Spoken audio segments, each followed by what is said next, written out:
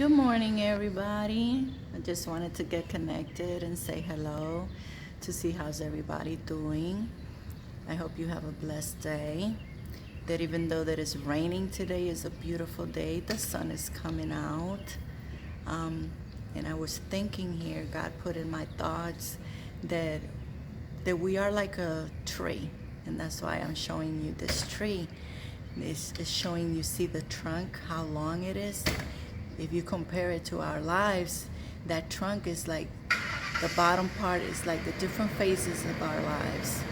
When we're growing in the Word, when we're looking for God, when we're getting trained in school, doing things to better ourselves. And then when you see on the top, you see how it flourished.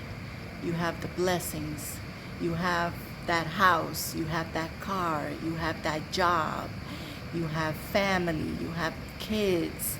You have trips. You're doing well. Everything you wish for is coming true, and we're doing well. And then something happens, and we have to go through a process, and you look at the bottom, and you see these things on the floor. I look at it like these are things that are falling off from your blessings are falling. And that means that those little things are little process that you go through. And sometimes people, when they go through this little process, they want to throw the towel. They don't want to look for God. They don't want to deal with anything, and they just want to give up. And it should not be like that, because when we go through this big process that a branch falls out of your tree, this is a big process. This means that you're going through a process like somebody died, you lost a job, you got into an accident, you're not doing well financially, you're getting depressed, you started drinking, you started doing drugs. Those are big process. And if you want to leave God and not look for Him when you're going through a little process, imagine when you're in a big process. And it should not be like that. We should stay strong. That's when you have to stick to the Word. Look for God. Look for His presence. Look for His guidance.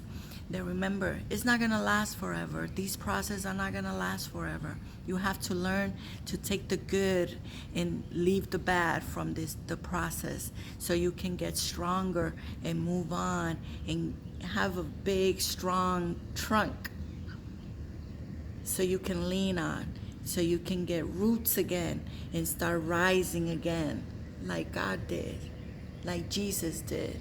He rise from the dead. He proved the devil that he cannot be defeated. So we can do it as well. Because Jesus did it for us, we can do it for ourselves too. So we have to not to give up. We have to hold on to God's blessings, to God's words, and move forward. Never give up. The process cannot surrender you. Don't surrender to the process.